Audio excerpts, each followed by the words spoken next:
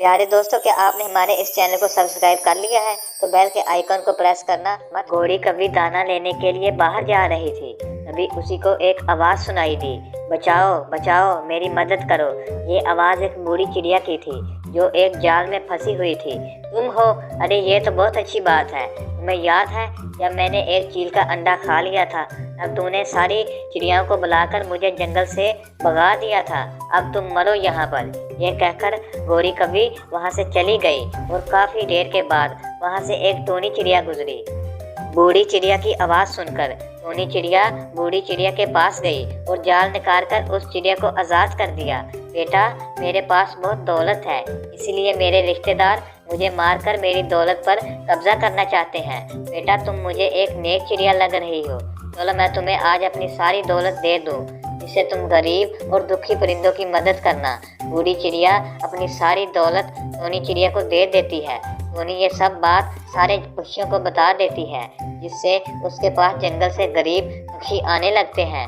Tony चिड़िया के पास कबूतर आया और कहने लगा, टोनी बेटी, मुझे अपनी बेटी की शादी करनी है, लेकिन मेरे पास पैसे नहीं हैं। क्या तुम मेरी मदद करोगी? हाँ चाचा जी, मुझे गरीब पक्षियों की मदद करने की जिम्मेदारी मिली है।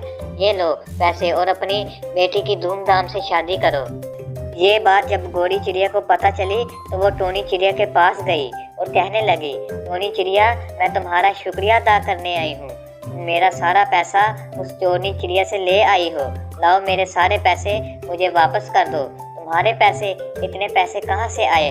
खुद टूटे से घर में रहती हो और दूसरी चिड़िया का दाना चुरा कर खाती हो। वो बूढ़ी चिड़िया ने मुझे तुम्हारे बारे में सब कुछ बता दिया है कि कैसे तुमने उस चिड़िया को मुसीबत में ही छोड़कर खुद वहाँ से चली आई और अब उनके पैसों पर हक जताने आई हो। चलो दफा हो जाओ यहाँ से। गौरी कभी अपने घर वापस आ गई। क्या हुआ गौरी, तुम इतनी उदास क्यों हो?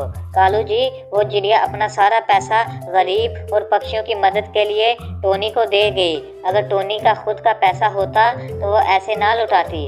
अगर तुम कोई बहाना बनाओ तो वो तुम्हें भी पैसा दे देगी।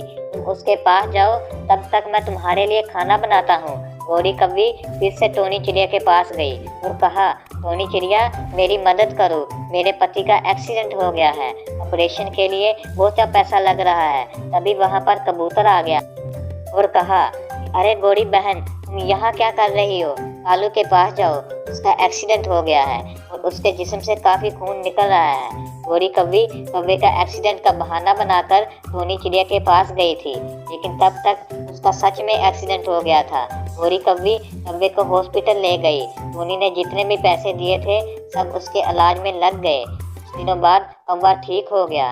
इसके बाद वो ईमानदारी से ज़िंदगी जीने लगे।